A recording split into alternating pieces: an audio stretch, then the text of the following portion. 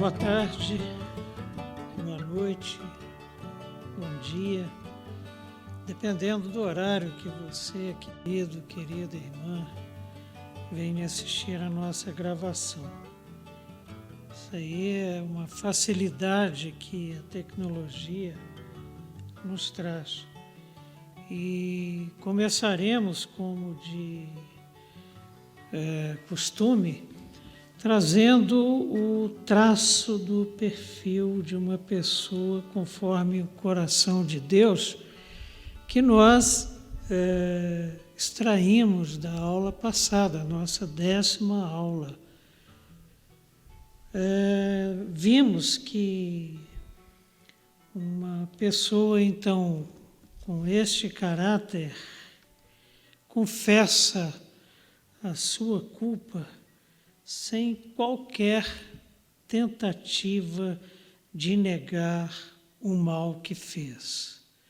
Davi agiu dessa maneira quando exortado sabiamente pelo profeta Natã.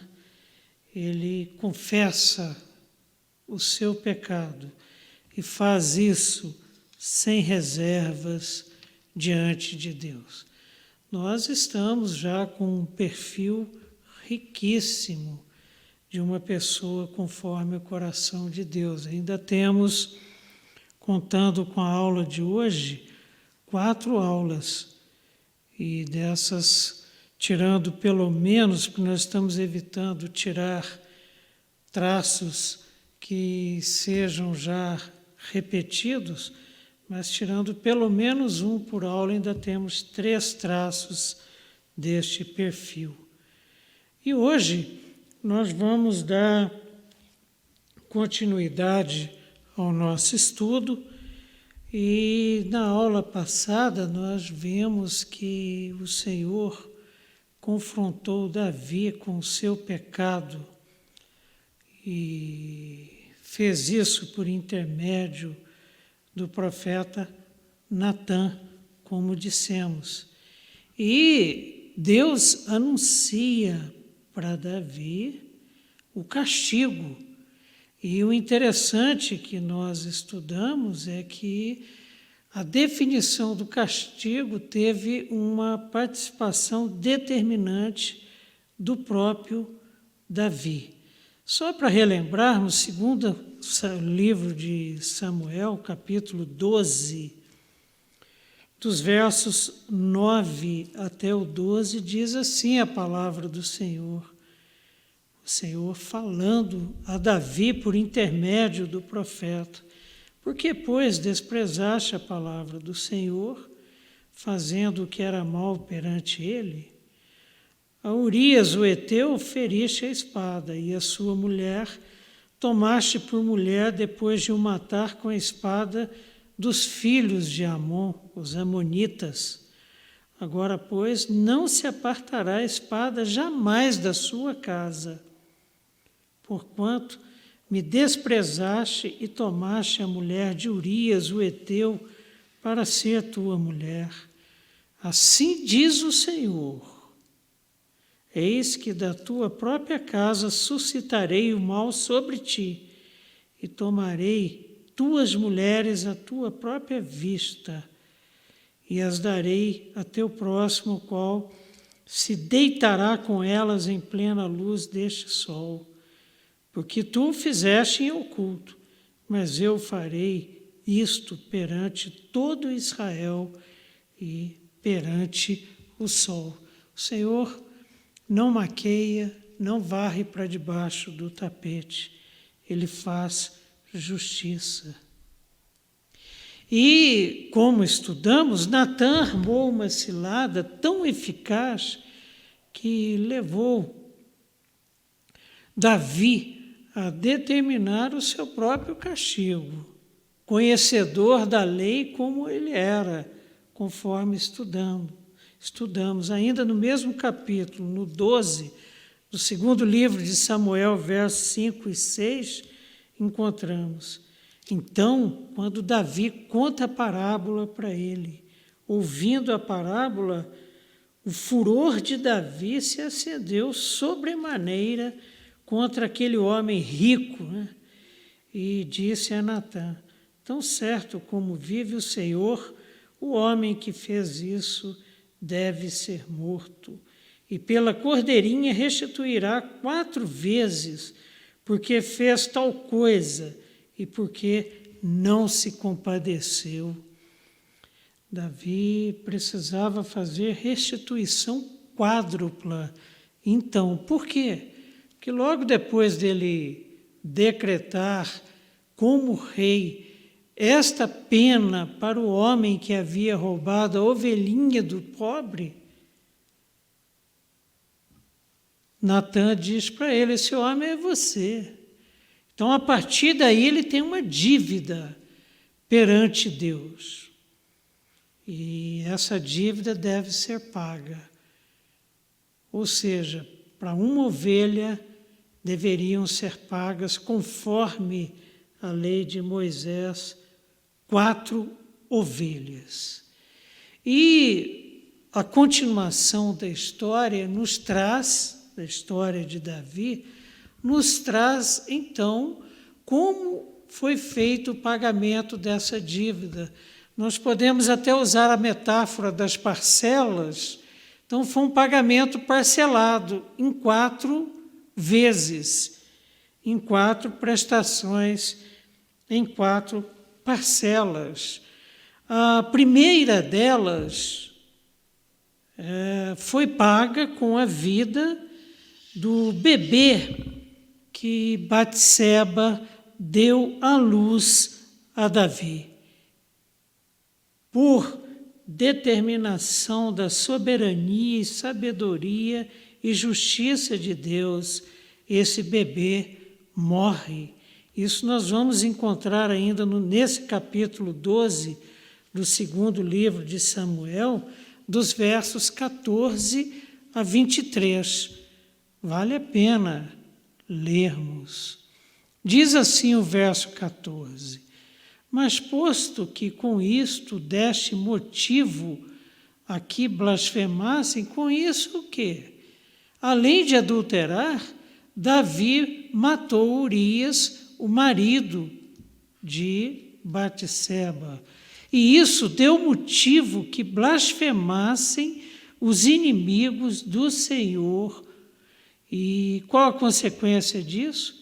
Também o filho que te nasceu morrerá.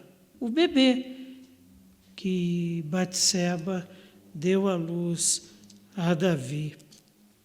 No verso 15 encontramos: e o Senhor feriu a criança que a mulher de Urias dera à luz a Davi, e a criança adoeceu gravemente. Buscou Davi a Deus pela criança, jejuou Davi e, vindo, passou a noite prostrado em terra.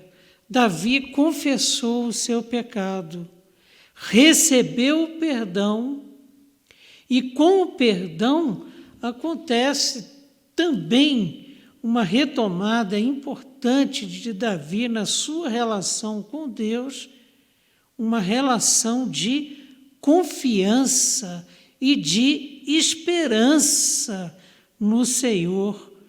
Diz o verso 16: buscou Davi a Deus pela criança, clamou Davi a Deus pela criança. No verso 17 encontramos: então os anciãos da sua casa se achegaram a ele para o levantar da terra. Por quê? Porque Davi passou a noite prostrado em terra, com o rosto em terra, porém ele não quis e não comeu com eles. Ao 7º dia morreu a criança, e temiam os servos de Davi informá-lo de que a criança era morta, porque diziam: eis que, estando a criança ainda viva, lhe falávamos, porém não dava ouvidos à nossa voz. Como, pois, lhe diremos que a criança é morta? Porque mais se afligirá. Viu, porém, Davi que seus servos cochichavam uns com os outros e entendeu que a criança era morta, pelo que disse a seus servos: é morta a criança? Eles responderam: morreu.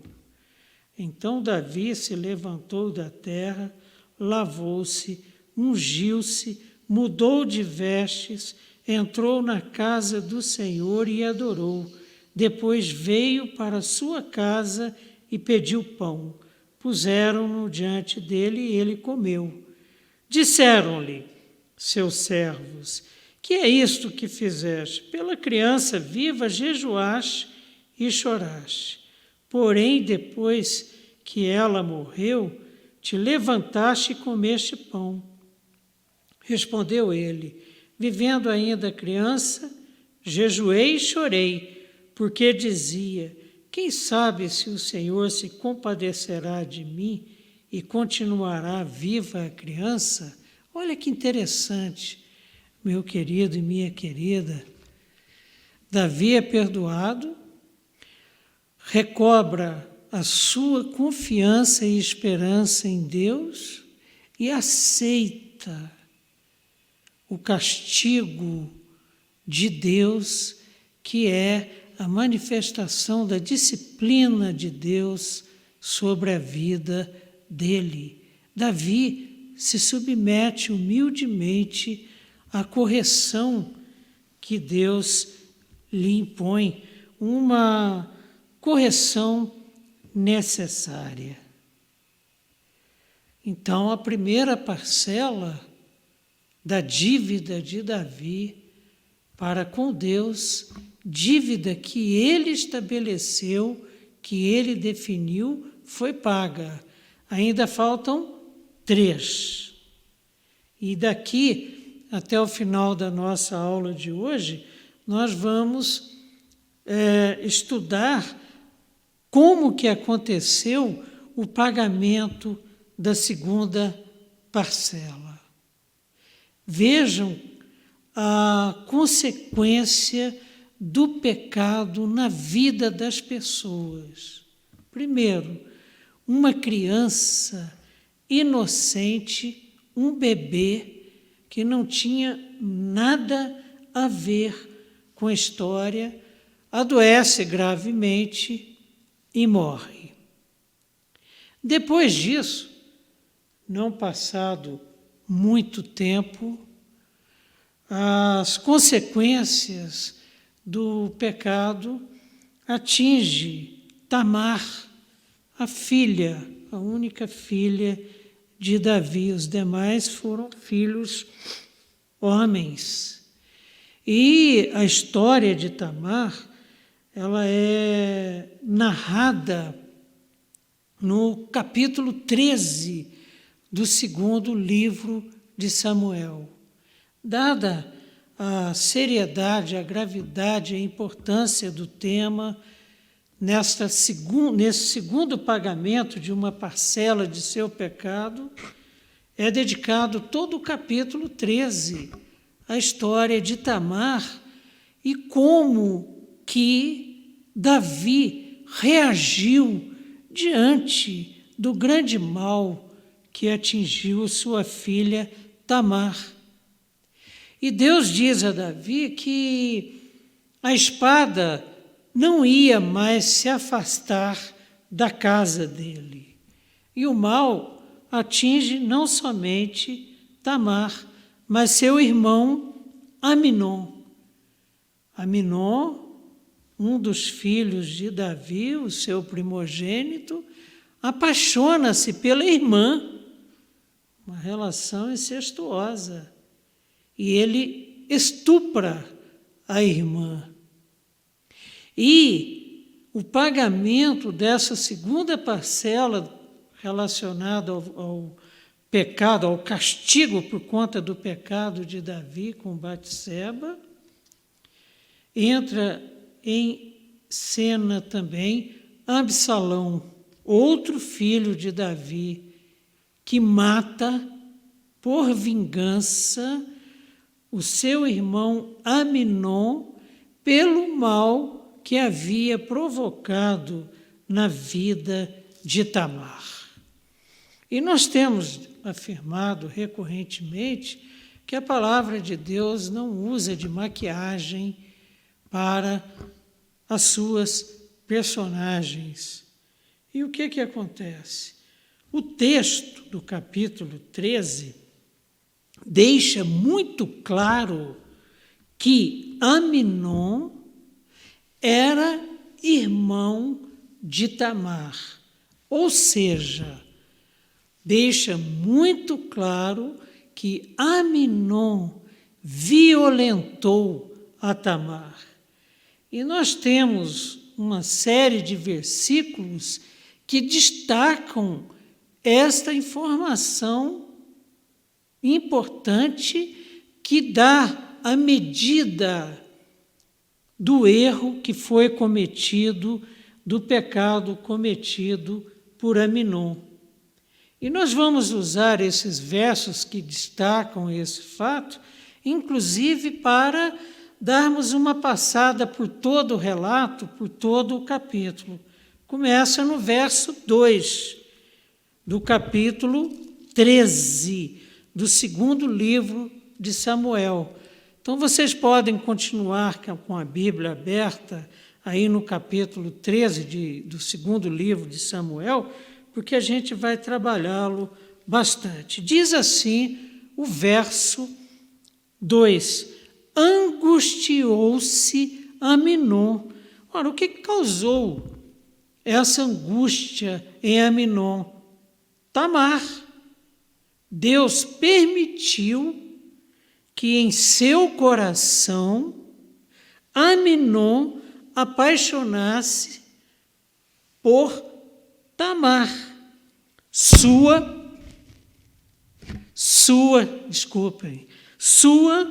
irmã.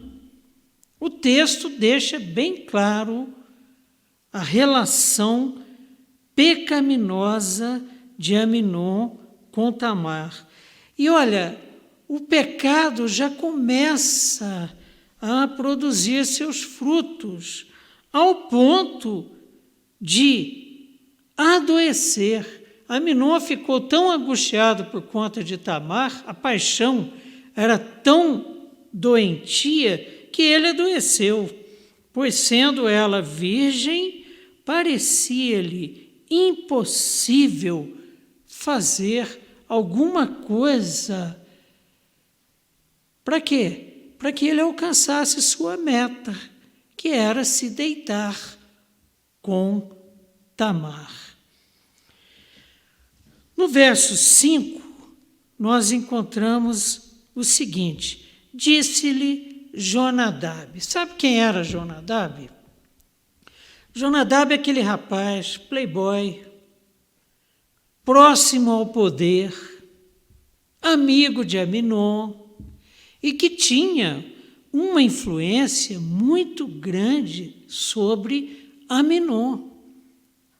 E pelo que Jonadab aconselha Aminon, ele era uma pessoa, Jonadab, de caráter duvidoso, uma pessoa má intencionada. Disse-lhe o que não falta em torno dos palácios. Disse-lhe Jonadab: deita-te na tua cama e finge-te doente. O que Jonadab propõe para Aminon? Um plano para quê? Para que ele tivesse Tamar, sua irmã, nas mãos. Deita-te na tua cama e finge-te doente. Quando teu pai vier visitar-te, dize-lhe: peço-te que minha irmã Tamar venha e me dê de comer pão, pois, vendo-a eu preparar-me a comida, comerei de sua mão. Um plano criminoso que deu certo. Aminon seguiu o conselho de Jonadab e conseguiu ter as mãos a sua irmã. No verso 7, agora veja bem que o texto, nesse verso 5, também deixa claro que Tamar era irmã de Aminon, né? Peço-te que minha irmã Tamar. Verso 7.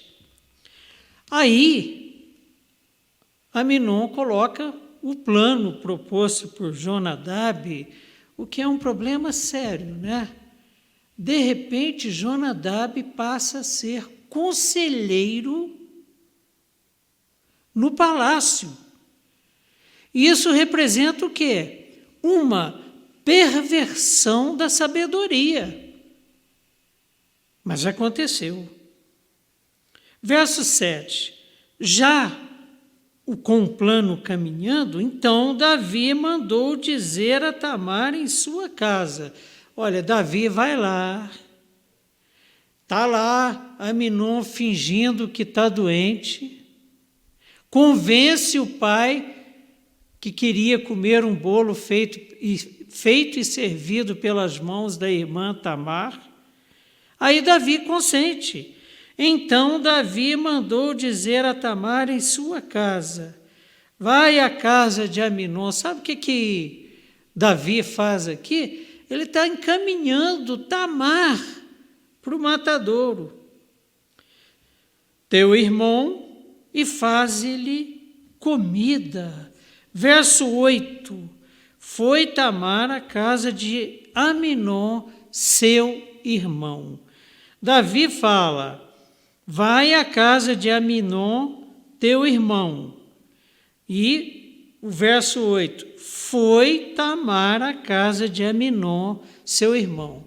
Nós estamos destacando com esses versos, além de estarmos relatando a história de forma resumida, estamos destacando o seguinte, para ninguém ter dúvida de que Aminon era irmão de Tamar. Ele estupra a própria irmã. Verso 10. Então disse Aminon a Tamar: traze a comida à câmara e comerei da tua mão. Tomou Tamar os bolos que fizera e os levou a Aminon, seu irmão, à câmara, no quarto. Ela foi lá. Aqui, o que acontece? Ela já está absolutamente vulnerável. Verso 12. Porém, ela lhe disse, Tamar reage diante do assédio da proposta de Aminon para que ela se deitasse com ele. Verso 12, porém ela lhe disse: não, meu irmão, sempre deixando claro que tratava-se do irmão de Tamar. Não me forces, porque não se faz assim, Israel. Não faças tal loucura. Você enlouqueceu. Verso 20. Absalão, depois que Tamar é estuprada, por quê? Porque Aminon concretiza o plano proposto por Jonadab e comete a loucura de estuprar a irmã, e o texto deixa bem claro o seguinte: ele consegue fazer isso porque pede para o criado, o servo, sair, fica só ele e a irmã, e ele era mais forte do que ela, e a violenta, e a estupra. Como se não bastasse, o texto também deixa bem claro o seguinte: depois de concretizado o estupro, há uma mudança brusca e radical no coração de Aminon. Da mesma forma que ele apaixonou-se terrivelmente por Tamar, ele passa a desprezá-la radicalmente. Sabendo disso, verso 20, Absalão, que era irmão de Tamar e, por consequência, irmão de Aminon, lhe disse: esteve Aminon, teu irmão, contigo? Ora, pois, minha irmã, cala-te, é teu irmão. Não se angustie o teu coração por isso. Assim ficou Tamar e esteve desolada em casa de Absalão, seu irmão. Puxa vida, né? Quando Deus afirma para Davi, por intermédio de Natã, que a espada não sairia da sua casa, Deus não estava brincando, Deus nunca brinca. Absalão monta um plano para matar o seu irmão. Olha que coisa interessante. Na história de Davi, nós vimos na aula passada que Davi ficou obcecado por Batseba. Ficou cego. A obsessão é isso. O desejo que brotou no coração de Davi de deitar-se, de possuir a Batseba foi tão grande que ele ficou obcecado. Ele ficou cego por Batseba. E o que a história de Aminon e Tamar nos mostra? Que a mesma coisa acontece com o filho de Davi. Aminon apaixona-se doentiamente por uma mulher não permitida pela lei de Deus, apaixona-se loucamente por sua irmã Tamar. Interessante no verso 7 deste capítulo 13, que as coisas vão se repetindo. E o autor do segundo livro de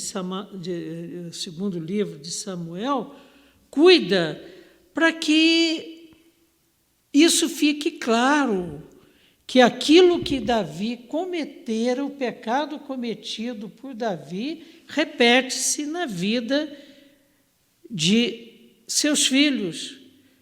Por exemplo, Davi mandou buscar Batseba.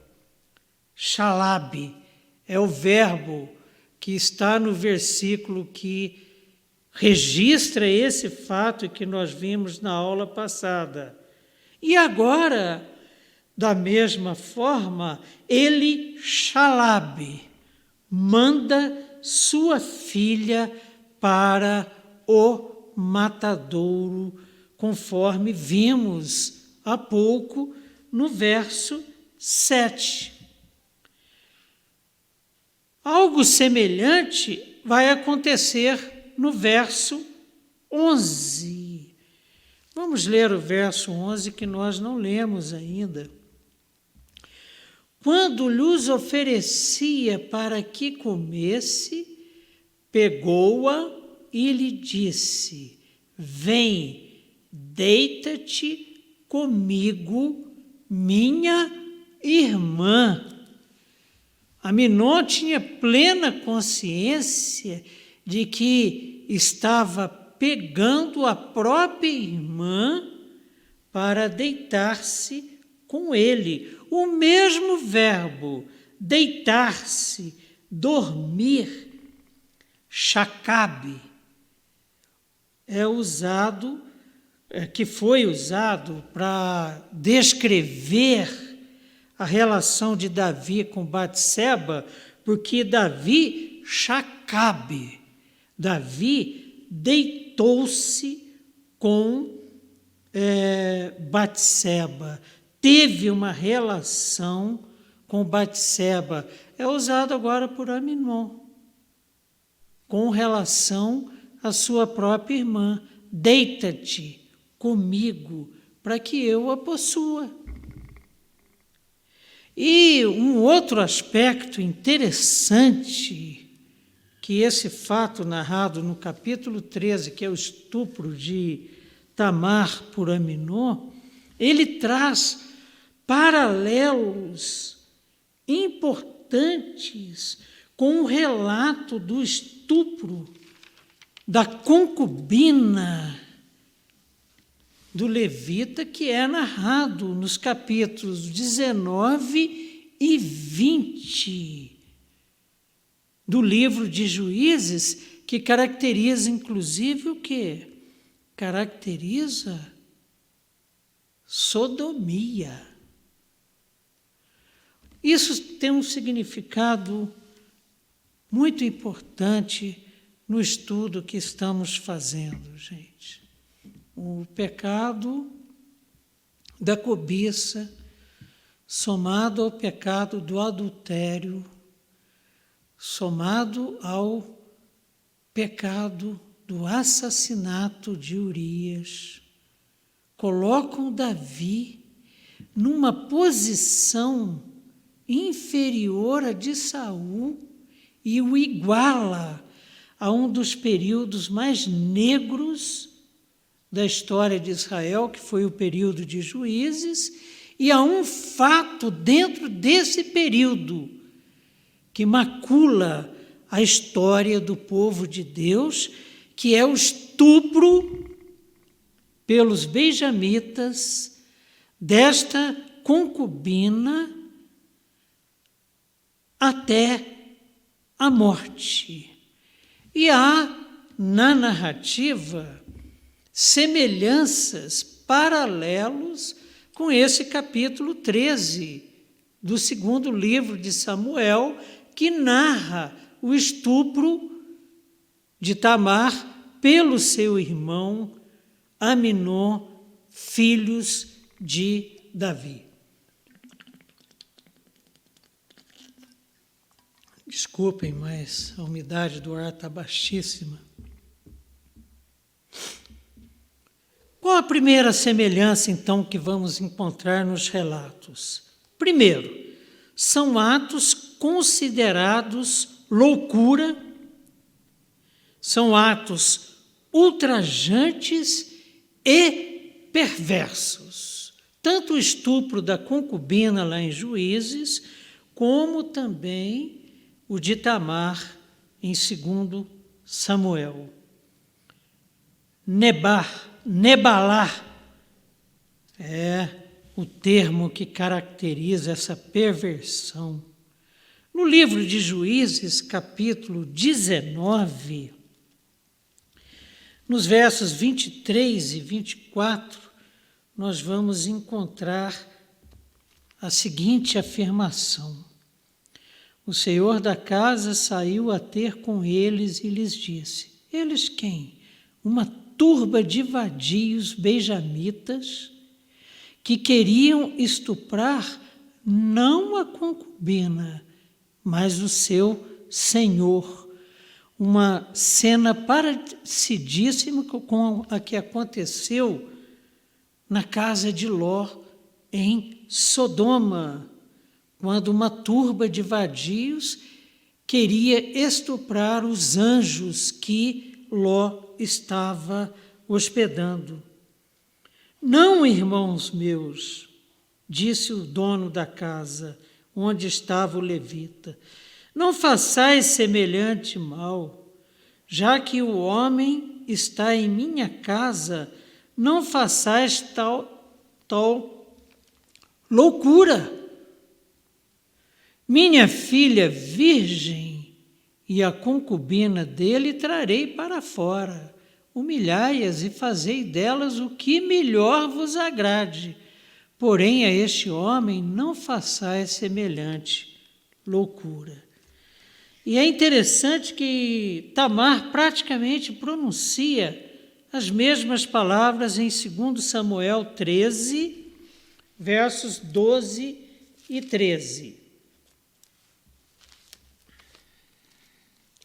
Diz assim a palavra do Senhor: porém ela lhe disse, não, meu irmão, não me forces, porque não se faz assim em Israel. Não façais tal loucura, porque aonde iria eu com a minha vergonha, e tu serias como um dos loucos de Israel? Só faltou ela falar assim, como aconteceu lá com os benjamitas e a concubina do levita. Vejam a semelhança na narrativa, a que nível chegou a casa de Davi, por conselho inclusive de Jonadab, um louco, um mau caráter, um playboy que queria usufruir das benécias do palácio. O verbo iná, que é abusar, humilhar, é comum às duas passagens. Olha só, Juízes 19, 24.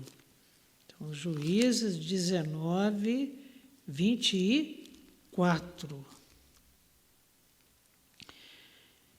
Minha filha virgem e a concubina dele trarei para fora, humilhai-as e fazei delas o que melhor vos agrade.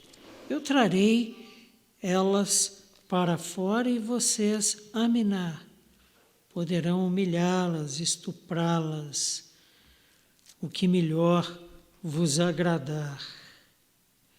E em 2 Samuel 13, nós vamos encontrar no verso 14.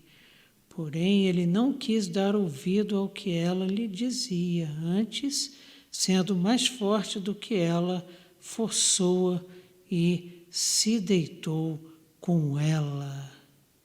E ela havia-lhe dito, conforme nós vimos no verso 12.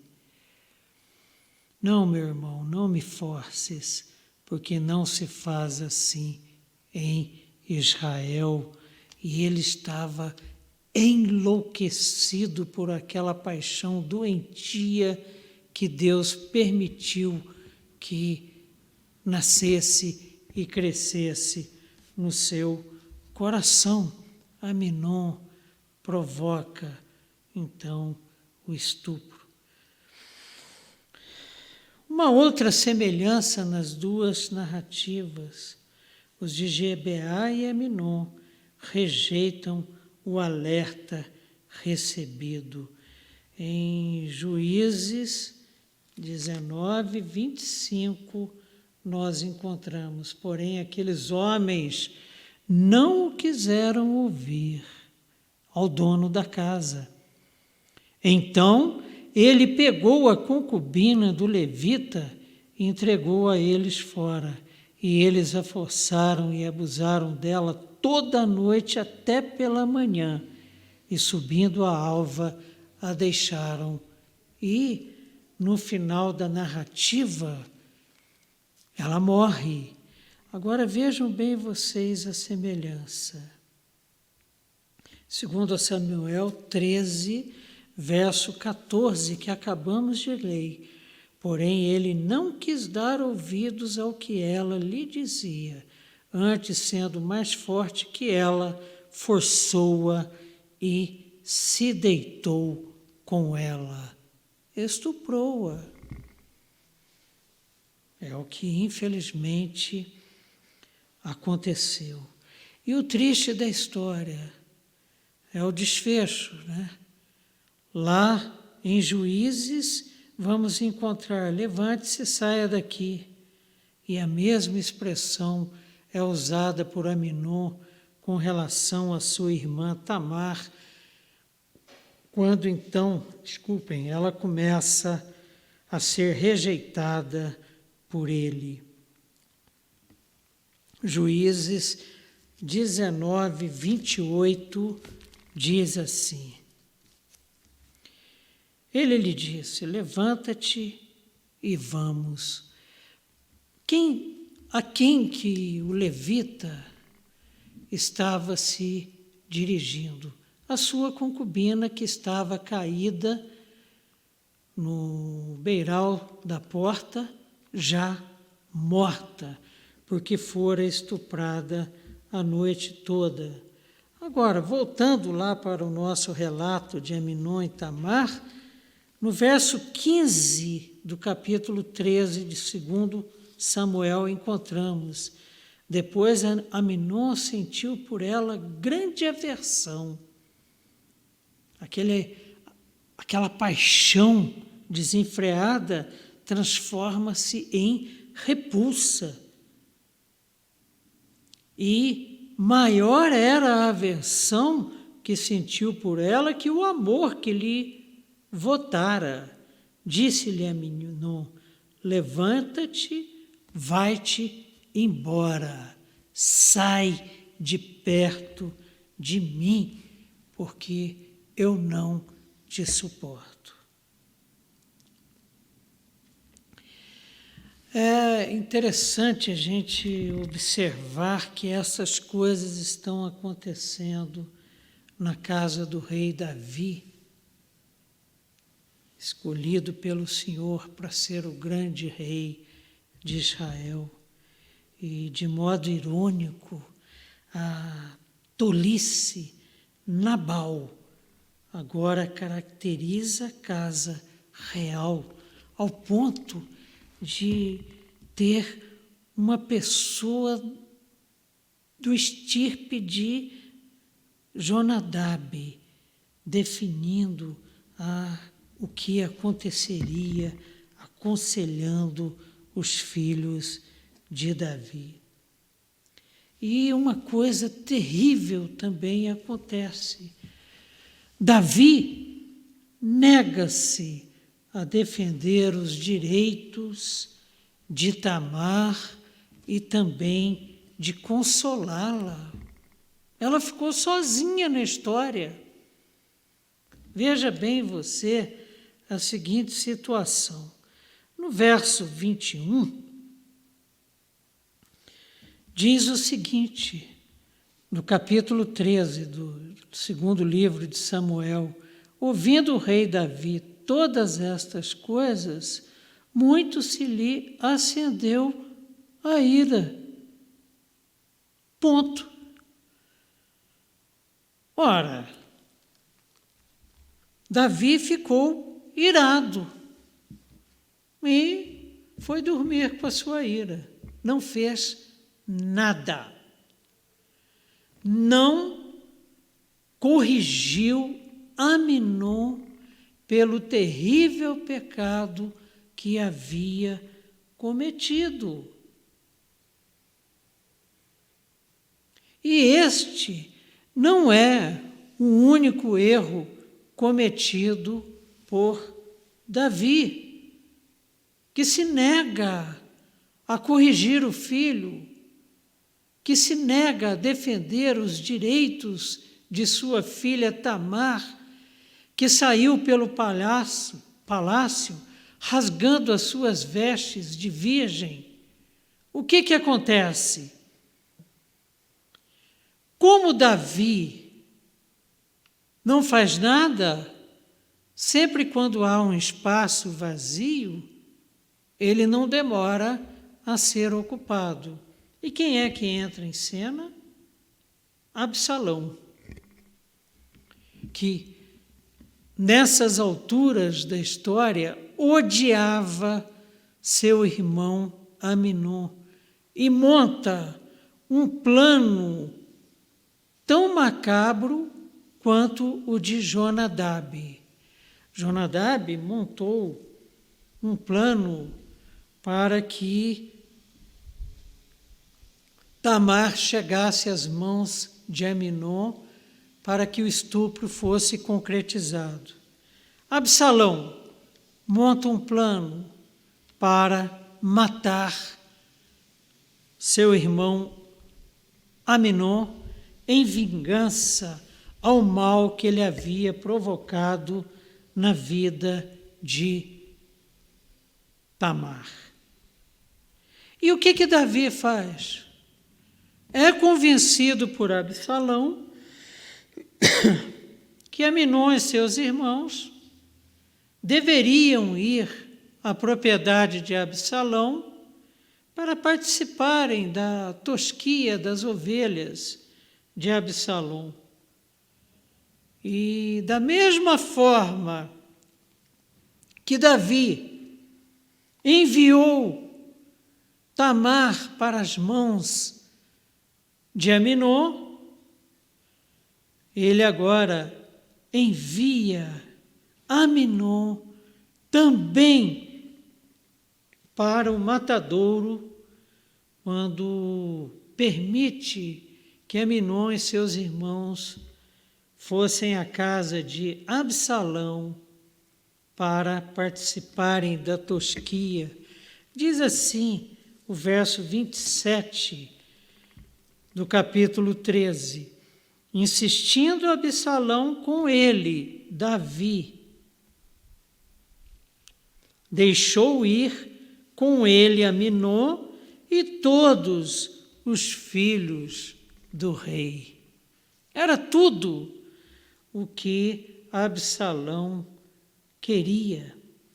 Ao instruir então Joabe quanto a Urias, Davi usa os verbos ferir, nacar, e matar, mut. Os mesmos verbos são usados por Absalão ao instruir seus homens. Absalão fala o seguinte: olha, quando eu der a ordem, matem Aminon. Não precisam se preocupar, porque a ordem está partindo de mim. Isso está registrado no verso 28. Absalão deu ordem aos seus moços, dizendo: tomai sentido, quando o coração de Aminon estiver alegre de vinho, e eu vos disser, feri Aminon, então o matareis. Os mesmos verbos usados na narrativa em que Davi manda a carta para Jonadab, decretando a morte de Urias. Que coisa impressionante. Que coisa terrível a que está acontecendo. Tamar rasgou a sua túnica, talar, estava com a vida acabada, de mangas, que era o símbolo da sua virgindade, em sinal de indignação e tristeza. Isso está no verso 31. Então o rei levantou, rasgou as suas vestes, como Tamar havia rasgado a sua túnica. E olha só que coisa interessante. O rei se levantou, rasgou as suas vestes e se lançou por terra, e todos os seus servos que estavam presentes rasgaram também as suas vestes. A dor de Tamar é agora experimentada por Davi quando? Quando Absalão mata Aminon. Quando Davi recebe a notícia, ele rasga suas vestes e lança-se por terra, como Tamar fizera lá no verso 19. Então Tamar tomou cinza sobre a cabeça, que é semelhante a lançar o rosto em terra. Rasgou a túnica talar de mangas compridas que trazia, pôs as mãos sobre a cabeça e se foi andando e clamando. Quando que Tamar vive essa dor, quando Aminon a expulsa do seu quarto. E olha que quando Tamar está prevenindo Aminon sobre a loucura que ele estava fazendo, ele diz a ela, olha, se você pedir ao rei, ele me dará a ti como mulher. Não faça tamanha loucura. Ele fez. E a expulsa, e ela rasga as suas vestes. E somado a isso, Davi não faz nada em defesa de Tamar. Agora, recebendo a notícia da morte de Aminon, ele também rasga as suas vestes e cai com o rosto em terra. Como na morte do bebê de Batseba, Davi chora amargamente a morte de Aminon. Então, verso 36. Mal acabara de falar, chegaram os filhos do rei, levantando a voz, choraram. Também o rei e todos os seus servos choraram amargamente. Gente, a gente sofre tanto pelos pecados, pelos erros dos nossos filhos. Gilberto Gil, quando perdeu um dos seus filhos num acidente de moto, ele fez uma afirmativa na televisão que me marcou bastante. Ele diz que na língua portuguesa não existe uma palavra para designar um pai que perde um filho. Existe uma palavra para o filho que perde pai ou mãe, que é a orfandade. Agora, para um pai que perde o filho, não existe tal palavra e tamanha a dor sentida. Agora, nesse caso aqui, o que aconteceu? Aminon morreu pela espada de Absalão. E isso aconteceu por conta de Absalão ter estuprado sua irmã. Imaginem o tamanho da dor sentida por Davi. Agora, o texto deixa bem claro o seguinte, que Davi não consegue corrigir Aminon pelo estupro e nem Absalão pelo assassinato do irmão. Era impossível para Davi punir um filho que cometera o mesmo crime que ele. Ele não consegue punir Absalão, ele havia matado Urias. Então, no verso 39 do capítulo 13, diz assim, então o rei Davi cessou de perseguir a Absalão, não fez nada. Justiça não foi feita. E esse é um dos relatos mais negros da história de Davi, carregados de dor, uma dor, penso eu, bem maior que Davi sentiu quando perde o bebê que Batseba lidera à luz. E eu gostaria, encerrando a nossa discussão, de tecer algumas considerações para fechar essa lição de hoje, já sugerindo para os irmãos se debruçarem sobre esses textos citados e se debruçarem principalmente sobre o capítulo 13 do segundo livro de Samuel, extraindo dele traço ou traços do caráter de uma pessoa conforme o coração de Deus. Então, a primeira consideração que gostaríamos de trazer no fechamento desse estudo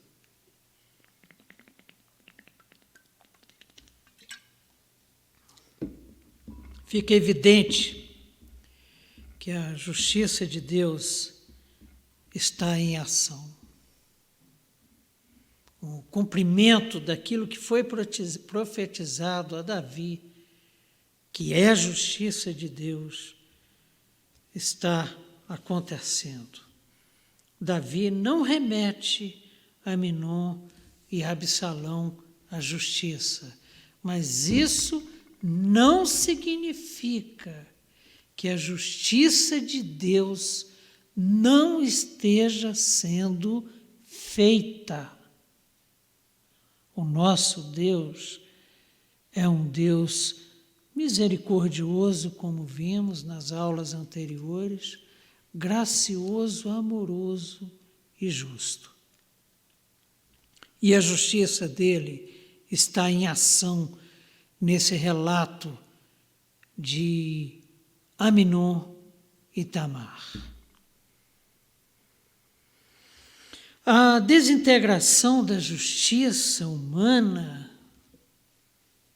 que é o que Davi demonstra aí, né? Uma absoluta incapacidade de fazer justiça diante do que acontecer à filha.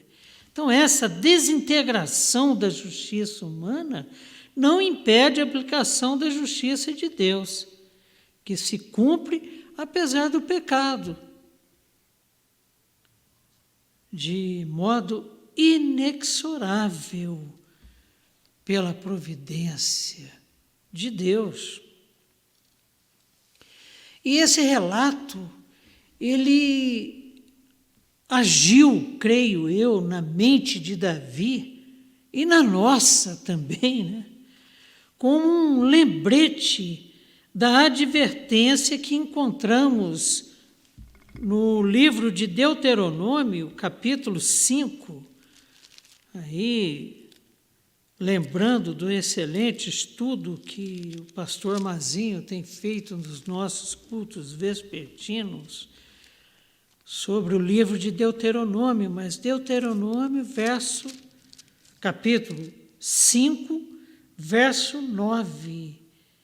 A segunda parte do versículo diz assim, isso é Deus falando por intermédio de Moisés: eu, Senhor teu Deus, sou Deus zeloso, que visito a iniquidade dos pais nos filhos até a 3ª e 4ª geração daqueles que me aborrecem.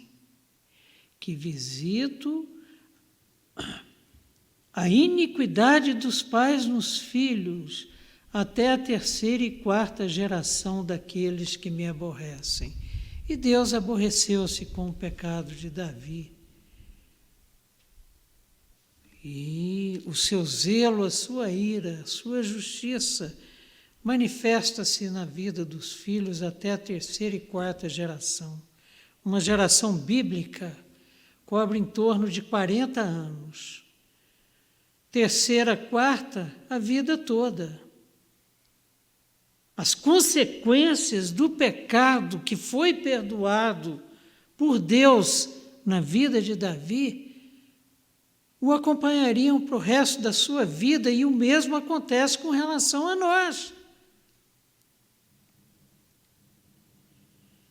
Um dos aspectos mais dolorosos da disciplina justa aplicada por Deus é quando Ele permite que os filhos repitam os pecados dos pais.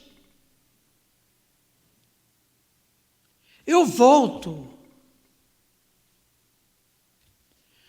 à questão da minha filha Thaís.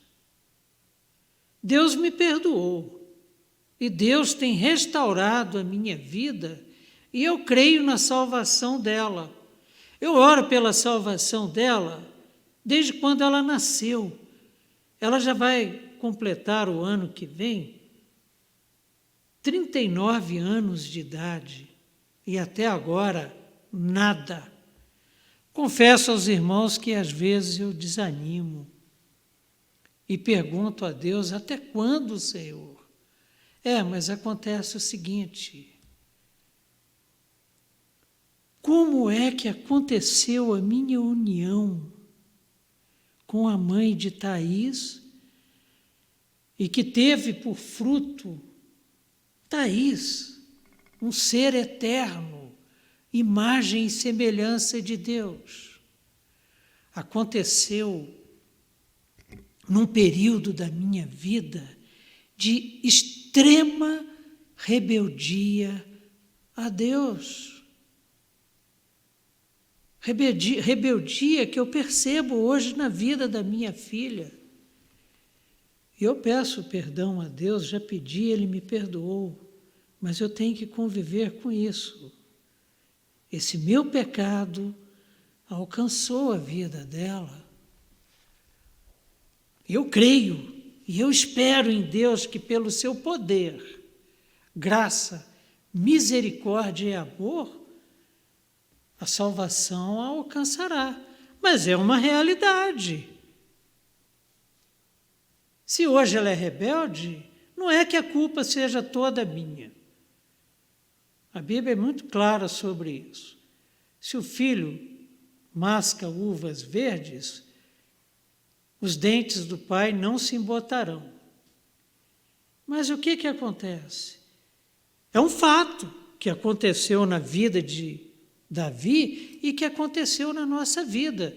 Muitos pais, por exemplo, reclamam que seus filhos não querem vir à igreja quando atingem a adolescência e a juventude. E muitas vezes, como aconteceu comigo, são pais que hoje não frequentam assiduamente a igreja, não ensinam aos seus filhos os caminhos do Senhor, porque os caminhos do Senhor são justos e passam, sim, pela igreja. Olha como que aconteceu na história de Davi, como acontece na nossa história também. Isso é consolo, isso é motivo de esperança, e isso é motivação para que, da mesma forma que Davi, nos submetamos à santificação, que é fruto do Espírito Santo de Deus que habita em nós, do poder de Deus, o mesmo poder que ressuscitou a Cristo Jesus, que habita em nós e que nos dá condições de sermos transformados, santificados à imagem de Jesus Cristo, que chegou a Davi e falou: olha, toma a tua cruz e segue-me. E que chega em nós com a mesma palavra: toma a tua cruz e segue-me. E o instrumento usado por Deus na vida de de Davi, foi o profeta Natã.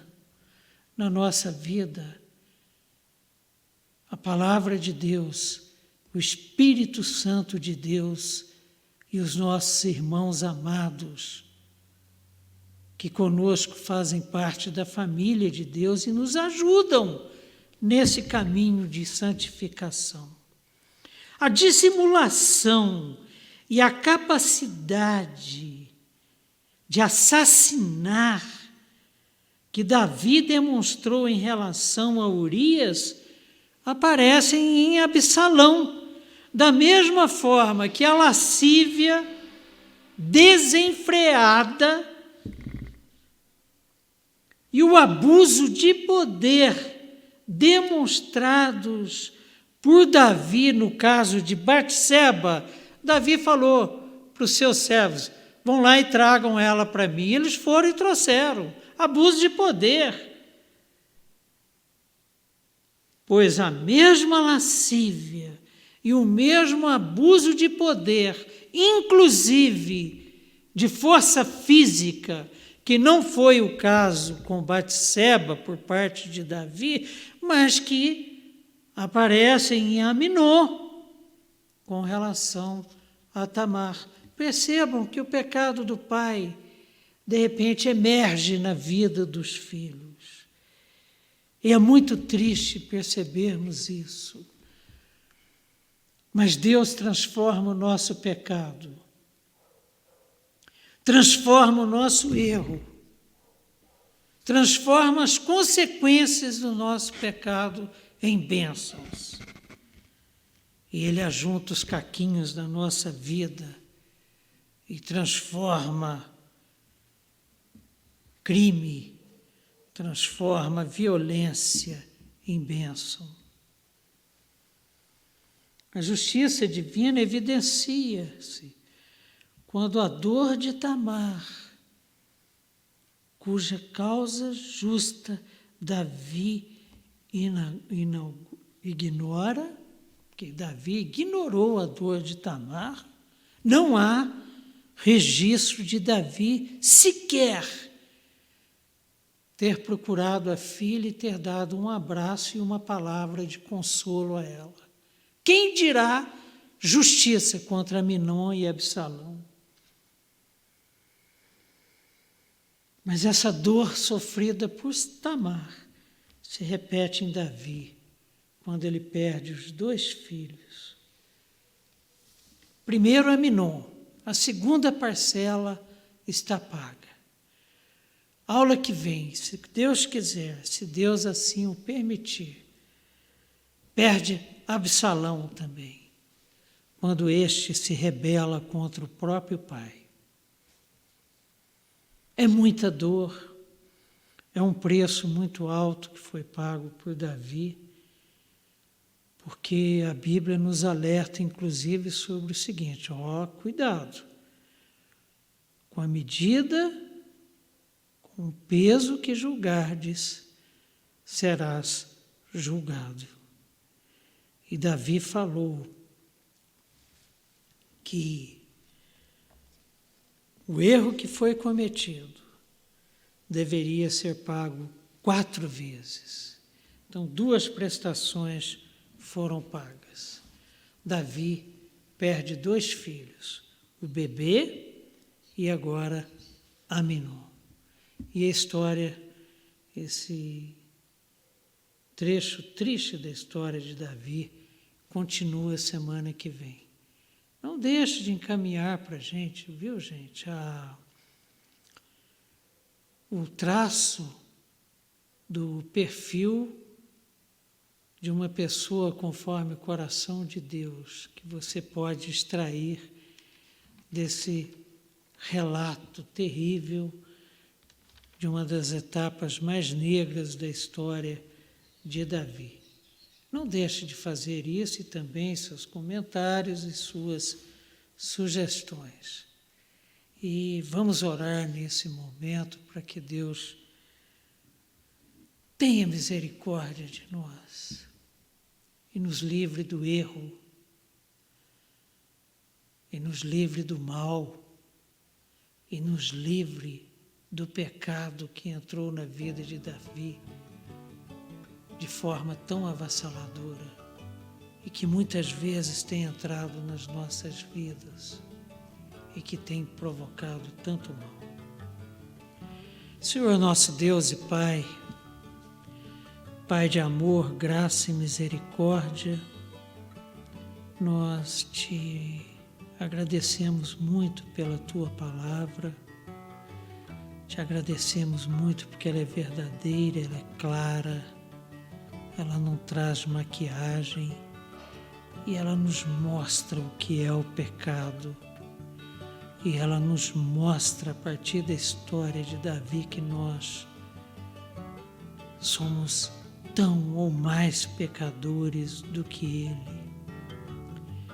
Mas são histórias que fazem parte da história do rei Davi, que também mostram quanto o Senhor é um Deus misericordioso e que tem prazer em perdoar.